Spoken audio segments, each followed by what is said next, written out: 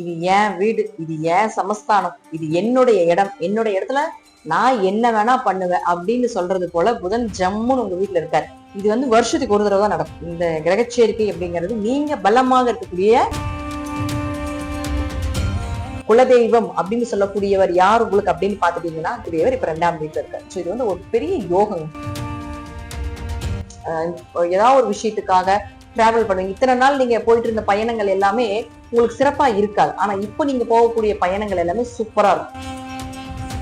அடுத்தது 3ஆம் அதிபதி உங்களுக்கு 15ஆம் தேதி வரைக்கும் 12ஆம் வீட்டுல இருக்காரு. 3க்குடையவர் 12ஆம் வீட்டுல இருக்கும்போது உங்களுக்கு கொஞ்சம் இந்த முயற்சிகள் 15ஆம் தேதி வரைக்கும் கொஞ்சம் தடைபட்டு நடக்கும். ஆனா நல்ல சம்பளத்தோட, எதிர்பார்த்த சம்பளத்தோட, நல்ல லாபத்தோட கிடைக்கிறதுக்கான வாய்ப்புகள் உண்டு. வியாபாரம் பண்ணிட்டு இருக்கீங்க அப்படின்னா வாடிக்கையாளர் வரவே மாட்டேங்கிறாங்க, வந்தாலும் பொருள் வாங்க மாட்டேங்கிறாங்க அப்படின்னா நீங்க என்ன நினைக்கிறீங்களோ அது எல்லாமே ஒரு 22ஆம் தேதிக்குள்ள கரெக்டா பிளான் பண்ணினீங்கன்னா அதெல்லாம் அப்படியே அக்யூரேட்டா நடக்கும். பெருமாளுக்கோ அல்லது கிருஷ்ணருக்கோ கொடுத்து வழிபாடு பண்ணிட்டு வாங்க. முடிந்த அளவுக்கு இந்த மாதம் கிருஷ்ணர் கோயிலையோ அல்லது பெருமாள் கோயிலையோ மிகுந்த பண வரவை உங்களுக்கு ஏற்படுத்தி கொடுக்கும்.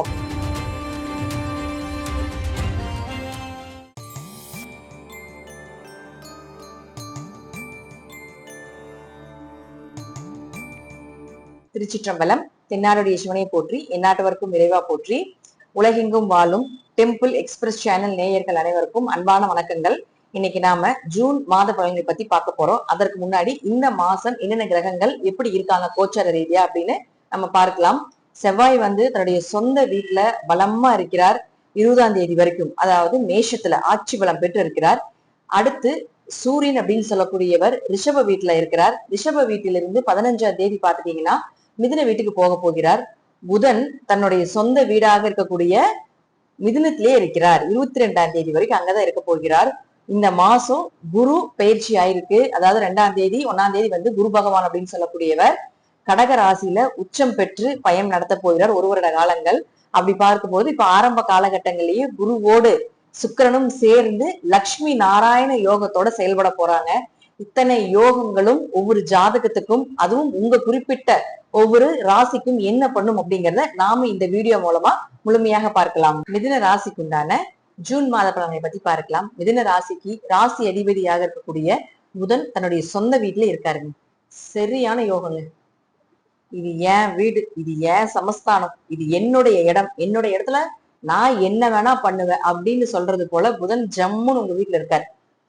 இது வருஷத்துக்கு ஒரு தடவை தான் நடக்கும். இந்த கிரகச்சேர்க்கை அப்படிங்கிறது நீங்க பலமாக இருக்கக்கூடிய ஒரு இடம் அப்படிங்கிறது இந்த வருஷம்தான். இனி அடுத்த வருஷம் தான் இந்த இடத்துக்கு வருவார். அப்ப இந்த வருஷம் உங்களுடைய விஷயங்கள் உங்களுக்கு சாதகமா வரணும், உங்களுக்கு புகழ் கிடைக்கணும், உங்களுக்கு மரியாதை கிடைக்கணும், உங்களுக்கு கௌரவம் கிடைக்கணும் அப்படின்னு நினைச்சீங்கன்னா இந்த மாதம் உங்களை வைத்து நீங்கள் இயக்கக்கூடிய அனைத்து கதை, திரைக்கதை, வசனம், டயலாக் எல்லாமே உங்களுக்கு சாதகமா வந்துருங்க.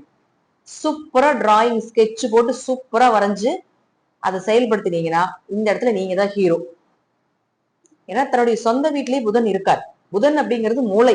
புதன் அப்படிங்கிறது பாத்துட்டீங்கன்னா கூர்மையான அறிவு, சிந்திக்கக்கூடியவர்கள், பொறுமையை யோசிச்சு சிந்திச்சு செயல்படக்கூடியவர்கள், ஒரு முறைக்கு பல முறை யோசிச்சு அந்த விஷயத்தை செய்யக்கூடியவர் யாரு அப்படின்னு பாத்தீங்கன்னா அது புதன் தான். அப்ப எந்த ஒரு காரியங்களும் இந்த வருடம் முழுவதும் நடக்குமா நடக்காதா, இது செஞ்சா இது ஓகேவா அப்படின்னு என்ன ஒரு பிளானிங் இந்த வருடத்திற்குண்டான எல்லா பிளானிங் இப்பயே நீங்க வச்சுக்கோங்க. 22ஆம் தேதி வரைக்கும் பாத்துட்டீங்கன்னா புதன் தன்னுடைய சொந்த வீட்டுலதான் இருக்கார். 4ஆம் அதிபதி அவரே ஆகிறார். அப்ப 4க்குடையவர் ராசிக்குள்ள வரும் பொழுது ஆரோக்கியம் நல்லா இருக்கும். உங்க தாயினுடைய ஆரோக்கியம் நல்லா இருக்கும். மனசு தெளிவா இருக்குங்க. மனிதனுக்கு எவ்வளவுதான் காசு, பணம், சொத்து சேர்க்கை இருந்தா அந்த நிம்மதியும் அந்த மனசுல இருக்கக்கூடிய பாரம் இல்லாம இருந்தாதான் நமக்கு ஓகே. சோ இப்ப அதெல்லாம் உங்களுக்கு நல்லா இருக்கும். நிம்மதியா இருக்க போறீங்க. மனசுல இருக்கக்கூடிய பாரம் எல்லாம் விலக போகுது. தெளிவா இருக்க போறீங்க. தெளிவான முடிவு, தெளிவான சிந்தனையோட வாழ போறீங்க இந்த மாசம். அது 22ஆம் தேதி வரைக்கும் பாத்தீங்கன்னா உங்களுடைய மனோநிலை எல்லாமே ரொம்ப குழந்தைத்தனமா, ரொம்ப ஹாப்பியா, எவ்வளவு பிரச்சனைகள் இருந்தாலும் அது எல்லாமே எதுவுமே மனசுல இல்லாம என்ன வந்தாலும் பாத்துக்கலாம் அப்படின்னு ஒரு சந்தோஷத்தை கொடுக்கக்கூடிய ஒரு மாதம் அப்படிங்கிறது மிதுன ராசிக்கு இந்த மாதம் தான். இப்ப பாத்துட்டீங்கன்னா உங்களுக்கு மதுரை மீனாட்சி அம்மா போய் பார்த்துட்டு வரக்கு ஒரு வாய்ப்புகள் கிடைக்கும். கிருஷ்ணனுடைய கோயிலுக்கு போயிட்டு வரக்கு ஒரு வாய்ப்புகள் கிடைக்கும். குருவாயூர் போயிட்டு வரக்கு ஒரு வாய்ப்புகள் கிடைக்கும். அருகில் இருக்கக்கூடிய ஏதாவது ஒரு சின்ன ஒரு பெருமாள் ஸ்தலத்துக்கு போயிட்டு வரக்குமான ஒரு வாய்ப்புகள் கிடைக்கும். சோ இதெல்லாம் இந்த மாதம் போறதும் ரொம்ப விசேஷம்.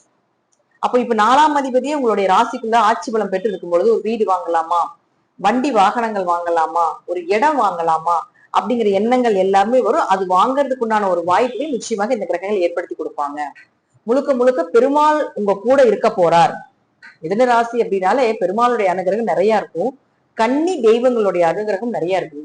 அப்ப இப்ப பாத்துட்டீங்கன்னா உங்க வீட்டுக்கு ஏதாவது குழந்தைகள் புதுசா வருவாங்க, சின்ன பெண் குழந்தைகள் வருவாங்க, அல்லது நீங்க கன்னி தெய்வத்தை வழிபாடு செய்ய வேண்டிய ஒரு அமைப்பு வரும்.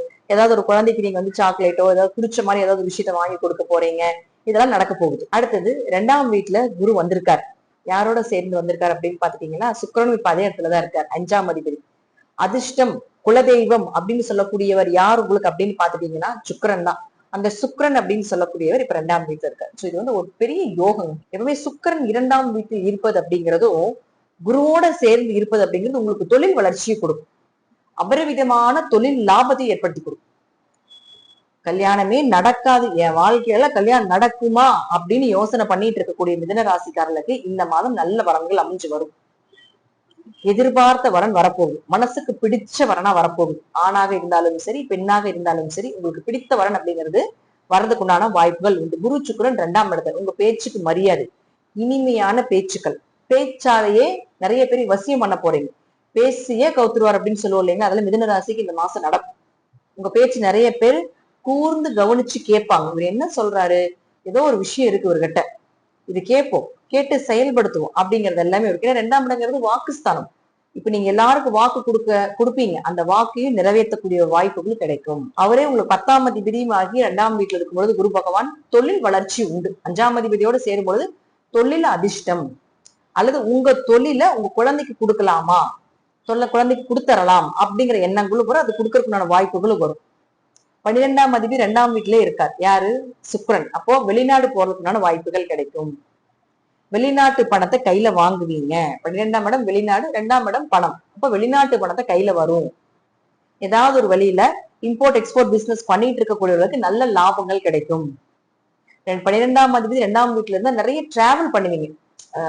ஏதாவது ஒரு விஷயத்துக்காக டிராவல் பண்ணுவீங்க. இத்தனை நாள் நீங்க போயிட்டு இருந்த பயணங்கள் எல்லாமே உங்களுக்கு சிறப்பா இருக்காது. ஆனா இப்ப நீங்க போகக்கூடிய பயணங்கள் எல்லாமே சூப்பரா இருக்கும், தெளிவா இருக்கும், பணம் வரும், பிரயோஜனமா இருக்கு. அலைச்சல் இருந்தாலும் அலைச்சலுக்கு உண்டான ஒரு நல்ல விஷயம் கிடைக்கும் உங்களுக்கு. சோ தூக்கம் கொஞ்சம் குறைவாதான் இருக்கு இந்த காலகட்டங்கள்ல. பட் அதை பத்தின கவலைகள் வேண்டியதில்லை. ஆனா அதை விட உங்களுக்கு வேலைகள் நிறைய இருக்கு. அந்த அளவுக்கு ஒர்க் லோடு ஜாஸ்தி ஆயிரும். எப்பவுமே மிதுனம் வந்து வேலைக்கு தயங்காது.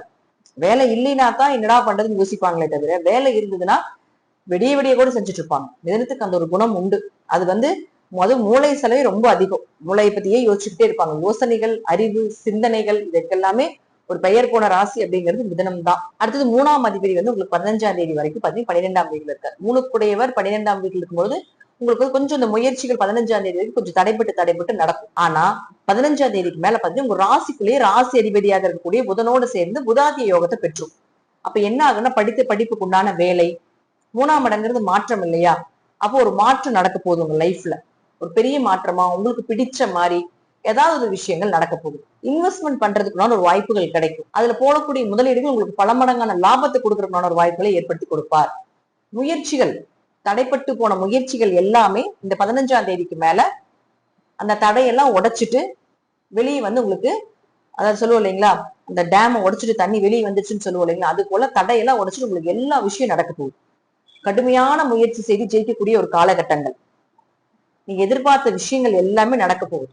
உயர்கல்வி படிக்கிறதுக்குண்டான ஒரு வாய்ப்புகள், நீங்க எங்கெல்லாம் போகணும்னு நினைக்கிறீங்களோ அங்கெல்லாம் போயிட்டு வர்றதுக்குண்டான ஒரு வாய்ப்புகள், நிம்மதி பெருமூச்சு விடுறதுக்குண்டான ஒரு அமைப்பு எல்லாமே உண்டு. அப்பாடா நமக்கு ஏதாவது ஒரு விஷயம் கடவுள் நம்ம கண்ணை திறந்து பார்த்துட்டாரு, நமக்கு ஏதாவது ஒண்ணு நடக்குது, இதையாவது நடக்குது அப்படின்னு சொல்லக்கூடிய ஒரு சூழ்நிலைகள் எல்லாமே இந்த மாசம் மிதுன ராசிக்கு கண்டிப்பா நடக்கும்.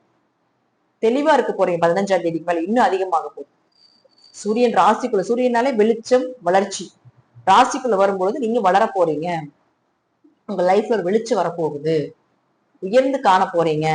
15ஆம் தேதிக்கு மேல ஒரு அரசியல்வாதிகளுடைய தொடர்போ, அரசாங்கத்தினுடைய ஏதோ ஒரு விஷயங்கள் உங்களுக்கு சாதகமா வர்றதோ, ஒரு பெரிய வசதி வாய்ப்புள்ள ஒரு மனிதர்களுடைய தொடர்புகளோ, சமுதாயத்துல பெரிய ஆளா இருக்காங்க அப்படின்னு அவர்களுடைய தொடர்புகளோ, அவர்கள் மூலமாக ஒரு உதவிகளோ, அவரை நீங்க எதிர்பார்த்துட்டு இருக்கிறீங்க, உங்க லைஃபுக்காக அவங்க ஏதாவது உங்களுக்கு பண்ணாதான் உங்களுக்கு உங்களுடைய லைஃப்ல ஏதாவது விஷயங்கள் நடக்கும் அப்படின்னு நினைச்சிட்டு இருந்தீங்கன்னா அது எல்லாமே நடக்கிறதுக்கு உண்டான வாய்ப்புகள் மிதுன ராசிக்கு இந்த மாசம் உண்டு. சோ 5ஆம் அதிபதியான சுக்கிரன் 2ஆம் வீட்டுல இருக்கும்போது தெரிஞ்சுக்கலாம் பணம் சார்ந்த லாக் எல்லாம் ரிலீஃப் ஆகும்.